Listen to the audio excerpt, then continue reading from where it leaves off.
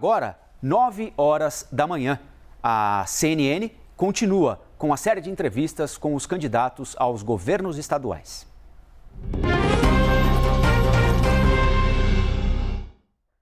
A partir de agora, estamos ao vivo também no site da CNN Brasil e no nosso canal no YouTube. Essa segunda rodada de entrevistas é com os candidatos do Distrito Federal e será sempre aqui no CNN Novo Dia. Na semana passada, a Carol Nogueira conduziu as entrevistas dos candidatos ao governo gaúcho, Rio Grande do Sul. Nas próximas semanas, vão passar aqui pela nossa programação os candidatos ao governo de São Paulo, do Rio de Janeiro, de Minas Gerais, Amazonas e também da Bahia. 4 candidatos por estado foram convidados para as entrevistas. As regras estão previamente combinadas, acertadas, acordadas com as respectivas assessorias.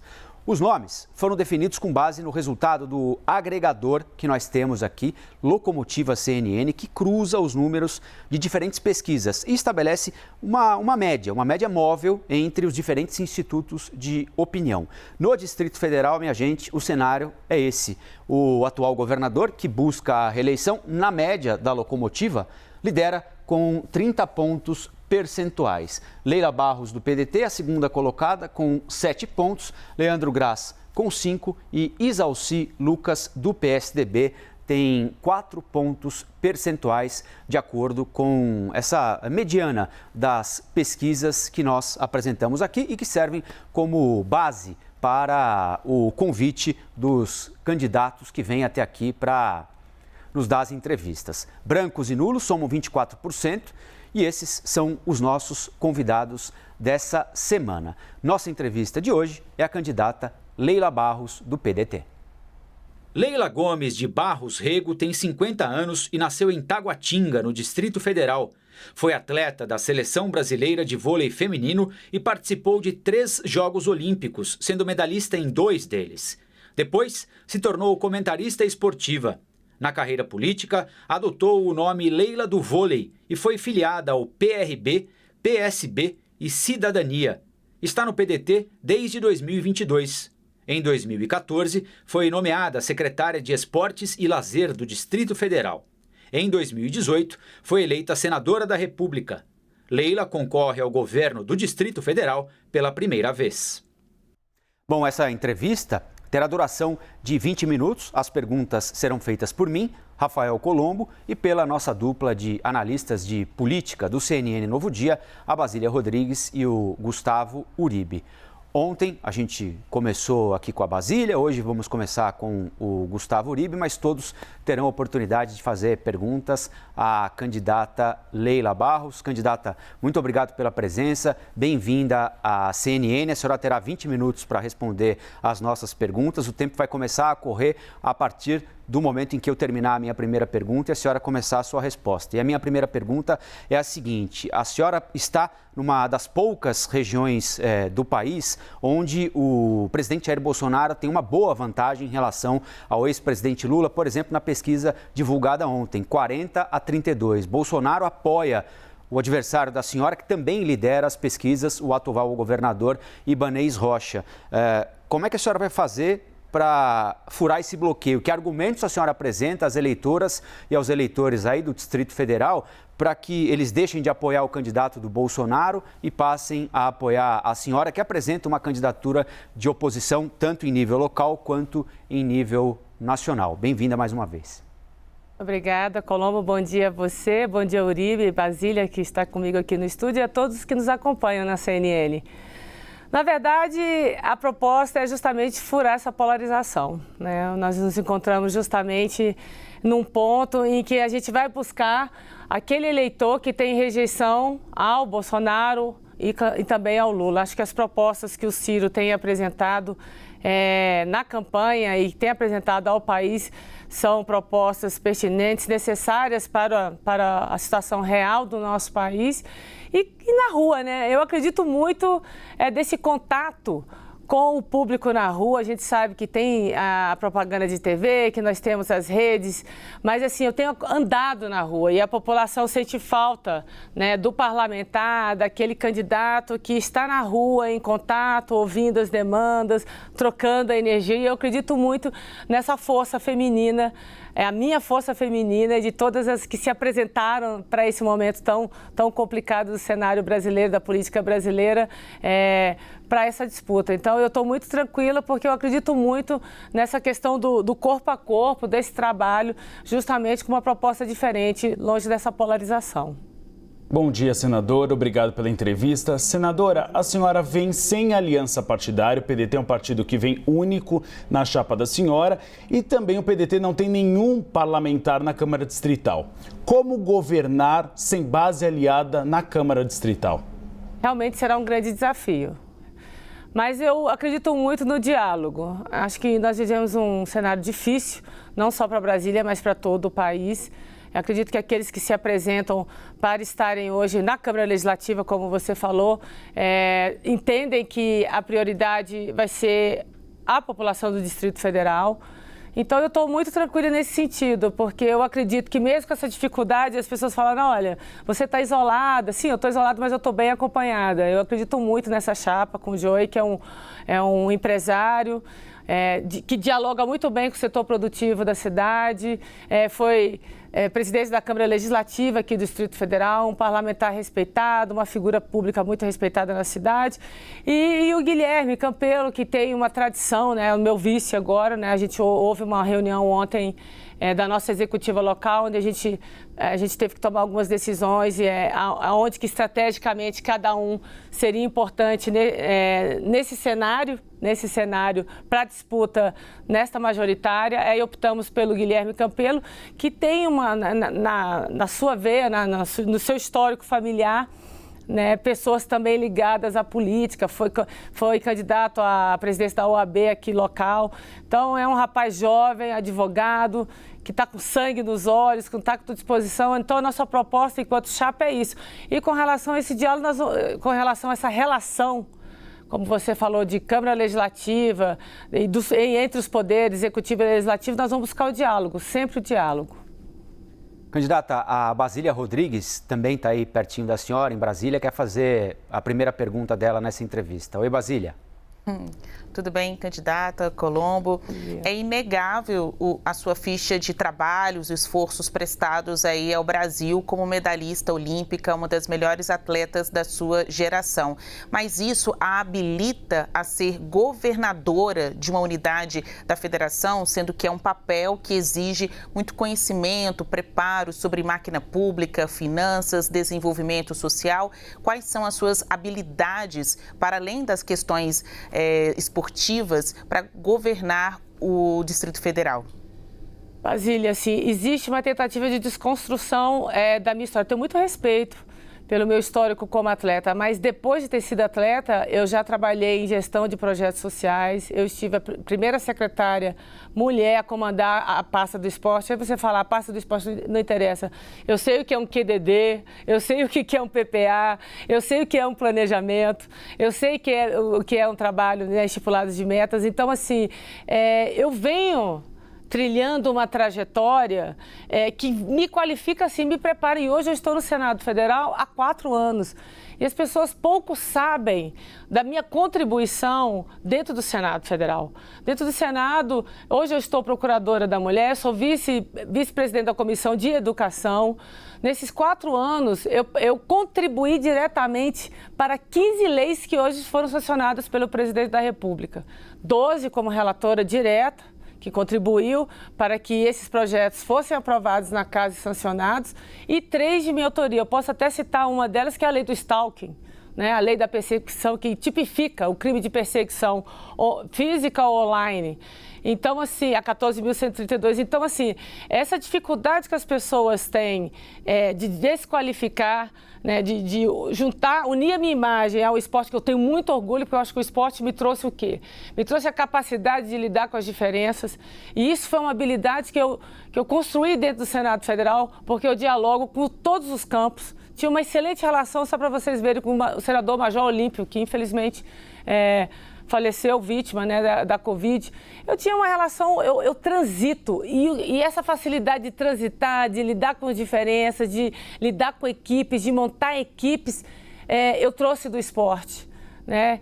E eu tenho certeza que essa capacidade que eu desenvolvi no esporte e toda essa trajetória que eu venho desempenhando, porque eu já parei, né?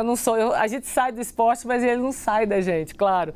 Mas eu já parei há mais de 10 anos e as pessoas, claro, a gente construiu uma história que eu tenho muito respeito, mas eu já vivi tantas outras situações que as pessoas ainda tentam atrelar o meu histórico hoje, estando senadora, né, como atleta. E são dois momentos muito distintos da minha trajetória, ao qual eu tenho muito respeito, que agregaram muito à construção da Leila, que hoje se apresenta ao governo do Distrito Federal.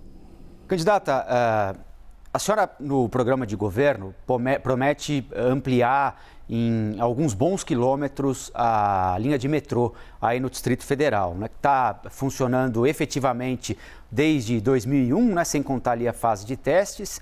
E pelo que eu colhi aqui, tem pouco mais de 40 quilômetros, 2 linhas. Então, em 2 décadas, foi isso que deu para fazer. Como é que a senhora promete levar o metrô para tantos lugares distantes do plano piloto, para auxiliar pessoas que moram em regiões mais distantes e trabalham por ali em 4 anos de mandato? De onde é que vai vir esse dinheiro? Uribe, Colombo, perdão. Eu quero dizer para você, nós pagamos mais de 2 bilhões nos últimos 2 anos de subsídios para as empresas de ônibus. Óbvio que ônibus, para a realidade do Distrito Federal, é importante para qualquer mobilidade urbana. Mas para a realidade do Distrito Federal, ele não preenche o que de fato é a dificuldade que nós temos em termos de mobilidade aqui. Por exemplo, o ônibus, ele é para pequenos trajetos. E a gente sabe que quem anda de ônibus no Distrito Federal fica dentro de um ônibus 2, 3 horas e que muitas vezes o ônibus passa numa parada e não passa nas outras 3 seguidas. E a pessoa fica lá 3, 4 horas na parada esperando. A realidade do Distrito Federal hoje é investimento em transporte de massa, no caso o metrô, que de fato vai atender a esses trajetos médios a longo, né? Que a gente sabe que é justamente a dificuldade da população aqui no DF. Nós temos projetos que estão engavetados há pelo menos 4 governos. Então, se nós pegássemos esses dinheiros que são pagos às empresas de ônibus e investíssemos nesses transportes de massa, certamente, pelo menos, a linha do metrô da Asa Norte, até o final da Asa Norte, certamente já teria sido construído. E essa conexão do monotrilho para Sobradinho e Planaltina. Eu não tenho a menor dúvida disso. O que falta hoje é a gente investir em menos corredores de ônibus e focar nesses projetos que estão engavetados, que é a expansão para Santa Maria, expansão para o Gama, Ceilândia, Pôr do Sol, né? O VLT.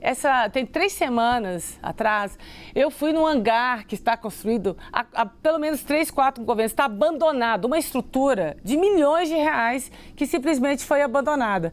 Se nós tivéssemos pego esse recurso de 2 bi e investido nesse VLT, nós teríamos esse VLT do aeroporto que passaria pela W3 Sul e L2 Norte e L2 Sul. Então, assim, o que falta é vontade política, porque recurso, sendo prioritário, ele existe. Eu sei disso porque eu fui coordenadora da bancada do Distrito Federal. Eu sei dos recursos que vieram para o Distrito Federal. Claro, você vai falar, foram recursos que vieram num processo atípico, estado de calamidade, pandemia. Mas o orçamento do Distrito Federal gira em torno de 47 bi, 50 bi. Então, a gente sabe que existem obras que são importantes, estruturantes importantes, mas obras que atendam de fato a população, e eu estou na rua. O que eu estou prometendo é porque é uma demanda de rua, da saúde, da mobilidade, da assistência social. A gente tem visto claramente que isso é uma necessidade das pessoas do Distrito Federal, dos cidadãos do Distrito Federal. Então, será uma prioridade para nós, sim. Nós vamos buscar no nosso orçamento, nós vamos buscar financiamento fora e nós vamos trazer financiamento federal e nós vamos, sim, construir. Nós vamos focar nas pessoas, em cuidar das pessoas. E a mobilidade, ela é fundamental para a qualidade de vida do cidadão brasiliense. Senadora, nos últimos 2 anos, o Tribunal de Contas do Distrito Federal apontou um aumento da evasão escolar nas escolas públicas de Brasília para mais de 16%. Que políticas a senhora pretende adotar para trazer essas crianças e jovens de volta às unidades escolares? Uribe, nós vamos investir em fortalecer a busca ativa. Nós vamos fazer uma grande rede de apoio né, de acompanhamento desses jovens. Foram 2 anos, a gente sabe que a educação do Distrito Federal, como do país inteiro, ela foi duramente atingida, outros estados mais ou menos, até porque a gente sabe que cada estado priorizou o que era fundamental naquele momento da pandemia, mas no Distrito Federal nós vamos fortalecer a busca ativa, nós vamos fortalecer a escola integral, ofertando a esse aluno que tem déficit de aprendizagem por causa da pandemia nesses dois anos, nós vamos dar para eles digamos, reforços escolares, nós vamos ter no contraturno aulas de reforço escolar, acompanhamento de um reforço escolar e também tutorias, monitorias, para que ele recupere o mínimo possível desse déficit de aprendizagem por causa da pandemia. Ainda pegando o gancho do Uribe, falando sobre educação, eu tenho feito essa pergunta para os candidatos que nós já entrevistamos e pretendo fazer para os outros também. As escolas militares aí em Brasília, a senhora pretende estimular mais convênios entre a PM e a Secretaria da Educação? A senhora acha que é uma boa estratégia? Para onde está ou desfaz o que está feito?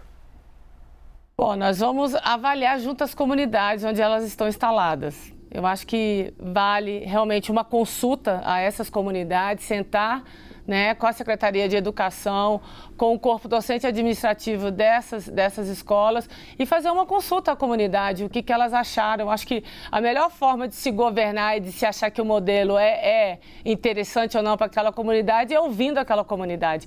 É claro que, se você me perguntar uma posição pessoal, eu acredito que polícia, né, segurança, ela tem que estar fora da escola, ela tem que proteger, né, aquela escola que está naquele território. E dentro da escola a gente tem que investir em rede de apoio, psicólogos, assistentes sociais, que são os profissionais capacitados e encarregados de cuidar principalmente desses grupos mais sensíveis. Nós estamos falando de uma pandemia que afetou duramente o emocional psicológico desses jovens. Foram perdas, grandes problemas que cada um enfrentou e que, retornando para aquele ambiente escolar, muitas vezes gera conflitos. Então, nós temos que buscar, dentro desse ambiente, trazer profissionais que cuidem, que acolham, né, que tragam um certo acompanhamento e um trabalho emocional, né, com esses jovens. Então, assim, como governadora, nós vamos ouvir as comunidades, obviamente, mas nós vamos investir em profissionais, né, na rede de acolhimento, na rede que vai tratar, cuidar desses grupos sensíveis, porque a gente tem visto, assim, que está sendo recorrente a violência dentro das escolas. Então, eu acredito que esse acompanhamento, ele é mais importante que uma questão de disciplina. Nós estamos falando de um momento muito difícil para todos nós, que está sendo a pandemia, né? Porque ela não acabou. Pois é. Candidata Basília está de volta. Basília. Senadora, a senhora foi a primeira secretária de esportes, a primeira mulher a comandar a Secretaria de Esportes aqui no Distrito Federal, faz parte da bancada feminina no Senado, é uma das poucas mulheres na corrida ao Palácio do Buriti. Eu queria, até para saber mais da sua história, entender como é que a senhora lidou ou lida com o machismo na política. E se voltando para esse eleitorado feminino, porque as mulheres são maioria na população e, obviamente, no eleitorado também, como é que a senhora vai convencer as mulheres a votarem na senhora? Mulher vota em mulher? Basília, eu acredito nisso. Eu acho que tem mudado muito o olhar da mulher para nós, parlamentares. A gente viveu situações dentro da pandemia que a figura feminina dentro do Congresso, ela ficou, assim, digamos, a gente conseguiu mostrar um pouco do nosso trabalho, da nossa combatividade. Eu falo da CPI da Covid. Quem acompanhou a CPI teve a oportunidade de ver ali parlamentares aguerridas, né? Estava muito explícito, ficou muito explícito, até feio, né? O comportamento daquele ambiente com relação às mulheres. E nós enfrentamos a realidade, enfrentamos ela diariamente. Nós sabemos que o machismo, ele é estrutural, E na política, ele é frontal, né? Ali na política, muitas vezes a mulher está falando, enfim, ninguém ouve. A mulher, muitas vezes, quando ela grita, ela é uma desequilibrada. A mulher, quando ela chora, ela é, enfim, é sensível demais. É absolutamente diferente do olhar quando um homem chora ou se emociona ali, olha como ele é sensível, né? E quando ele fala mais alto, olha como ele é aguerrido, determinado, quer dizer, a gente sempre tem que provar o tempo todo, tem que estar o tempo todo ali no 100%, mas para mim, no meu caso, eu encarei essas dificuldades com muita tranquilidade, porque em todos os lugares, em todos os setores, inclusive no esporte, eu tive que mostrar minha força. Quando eu era atleta, eu ganhava um prêmio individual, que um homem ganhava a mesma coisa, ele ganhava o dobro do que eu ganhava. Então, assim, é difícil a gente conviver com isso. Mas eu acho que com exemplo, com trabalho, né, com a postura daquele dia a dia, com seriedade e dialogando. Eu tenho conversado muito com as mulheres na rua e eu tenho percebido muito das mulheres essa abertura de querer conversar, de querer saber do trabalho, de querer saber o que eu vou fazer por elas, pelas famílias delas, pelos filhos, porque as mulheres, elas querem soluções para elas, para as famílias delas, como creche, como educação para o filho, como a questão do trabalho, a questão da segurança. Então, assim, eu tenho buscado o apoio das mulheres, primeiramente, com esse trabalho do corpo a corpo, de mostrar as minhas propostas, de mostrar o que eu já fiz no Senado Federal, que é o mais importante, que tem essa questão da atleta, como eu falei para você, que eu tenho muito orgulho, mas existe uma Leila além da atleta, que vive diariamente essas dificuldades que você colocou aqui na sua pergunta, mas que eu encaro com muita naturalidade. Eu quero fazer parte de um processo que vá melhorar para as próximas que estão vindo, que as próximas que virão. Eu já sei que eu faço parte dessa geração de transição de mentalidade, de comportamento, e o nosso objetivo é esse. Água mole, pedra dura, e nós vamos lá nessa força, porque eu tenho certeza que para as que estão chegando, as próximas que virão, se Deus quiser, será diferente. Candidata, a pandemia tem diversos efeitos em praticamente todos os segmentos, né? Um deles, evidentemente, na saúde, que qualquer pesquisa que mede o interesse do eleitor, independentemente da região, saúde é a primeira ou a segunda colocada, terceira no máximo, entre as principais preocupações das eleitoras e dos eleitores. Houve a pandemia, que por si só já foi e continua sendo trágica, e o acúmulo para a realização de exames, cirurgias eletivas. Como é que a senhora pretende lidar com esse nó em Brasília, caso seja eleita? Bom, primeiramente, entendendo que nos últimos 16 anos, a saúde do Distrito Federal, ela vem sofrendo. Então, é um processo que não é só da pandemia, ela já vem de governo em governo, sendo sucateada, sendo colocada em segundo plano. Nós temos muitos índices de corrupção, de má gestão, e que nós vamos fazer isso. Nós vamos rever o modelo de gestão na saúde do Distrito Federal, nós vamos investir recursos na rede física. Os hospitais, eles estão envelhecidos, eles estão sucateados. Nós vamos investir na atenção primária, né, que já é a porta de entrada ali com as UBS, né, reformando, equipando, né, contratando o pessoal. Nós também vamos, no nosso plano de governo, nós pretendemos construir mais 3 hospitais, que são demandas históricas aqui no Distrito Federal, que é o Hospital de São Sebastião, que tem projeto, e o que falta é vontade política e recurso, e nós vamos atrás desse recurso. Tem a bancada do Distrito Federal que pode nos ajudar. O Hospital do Pôr do Sol e Sol Nascente, porque ali aquela população cresceu muito, na faixa de 100 mil, né, habitantes, sobrecarregando a UBS e o HRC, e também o HRT, que é o Hospital de Itaguatinga, e o Hospital de Guará, para atender a cidade do Guará, que o hospital é pequeno, e também Águas Claras, que não tem aonde construir naquela região, também sobrecarregando o HRT. E focar nos mutirões e nas parcerias com a rede privada para zerarmos essas filas das cirurgias aqui no Distrito Federal. Candidata Leila Barros com a gente aqui, é candidata ao governo do Distrito Federal. Muito obrigado pela entrevista, pelo tempo da senhora. Quero lembrar que esta foi a segunda das entrevistas especiais com candidatos ao governo do Distrito Federal. Amanhã nós vamos entrevistar aqui neste mesmo horário o candidato Leandro Graz, do PV.